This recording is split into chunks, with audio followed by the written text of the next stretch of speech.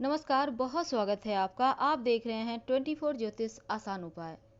इंदिरा एकादशी आश्विन माह में पड़ने वाली कृष्ण पक्ष की एकादशी को इंदिरा एकादशी कहते हैं।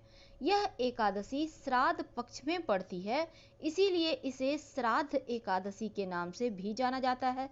धार्मिक दृष्टि से पितृपक्ष में इस एकादशी का बहुत अधिक महत्व है। मान्यता है कि अगर कोई पितर भूलवश अपने पाप के कर्मों के कारण यमराज के दंड का भागी रहते हैं, तो उसके परिजन के द्वारा इस एकादशी का व्रत रखने से उसे मोक्ष की प्राप्ति होती है। इंदिरा एकादशी इस बार 13 सितंबर को मनाई जाएगी और इंदिरा एकादशी के दिन पितरों एवं भगवान विष्णु की आशीर्वाद दोनों से आप प्राप्त करने के लिए इस दिन आप व्रत रखेंगे और विधि विधान से पूजा भी करेंगे। तो भगवान विष्णु का आशीर्वाद पाने के लिए व्रत रखने का विधान है और यह व्रत द्वादशी के दिन पारण मुहूर्त में खोला जाता है, क्योंकि इस व्रत में पारण मुहूर्त का सही समय का होना अनिवार्य है।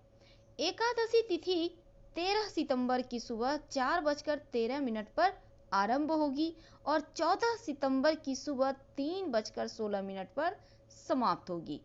पारण का समय 14 सितंबर को दोपहर 12:59 से शाम 3:27 तक रहेगा।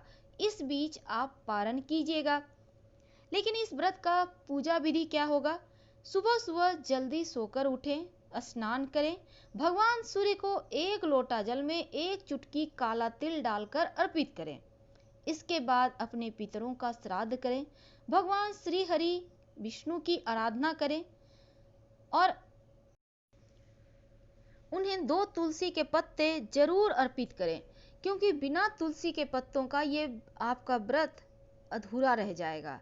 तो उनको 2 तुलसी के पत्ते अर्पित करें। ब्राह्मणों को या गरीब व्यक्तियों को भोजन करवाइए, दक्षिणा दीजिए। इसके बाद इंदिरा एकादशी व्रत की कथा सुने और एकादशी व्रत का द्वादशी के दिन ही पारण मुहूर्त में ही खोलिएगा।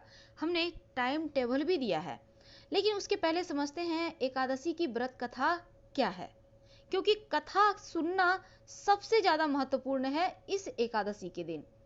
पौराणिक कथा के अनुसार कहा जाता है कि भगवान श्री कृष्ण ने इंदिरा एकादशी व्रत कथा का महत्व धर्मराज युधिष्ठिर को बताया था।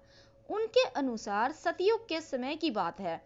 इंद्रसेन नाम का एक राजा था, जिसका महिष्मती राज्य पर शासन था।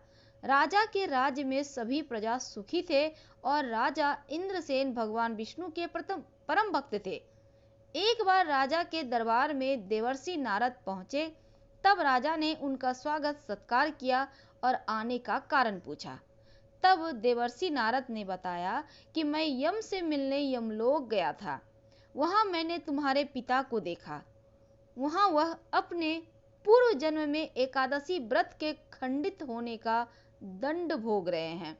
उन्हें तमाम तरह की यातनाएं झेलनी पड़ रही हैं, जिसके लिए उन्होंने आपसे इंदिरा एकादशी का व्रत करने को कहा है, ताकि उन्हें मोक्ष की प्राप्ति हो सके। तब राजा ने नारद जी से इंदिरा एकादशी व्रत के बारे में जानकारी देने को कहा। देवर्षि ने आश्विन मास के कृष्ण पक्ष की एकादशी व्रत की विधि के पालन के बारे में बताया, जिससे उनके पिता की आत्मा को शांति मिली और वैकुंठ धाम को गए। हर हर महादेव।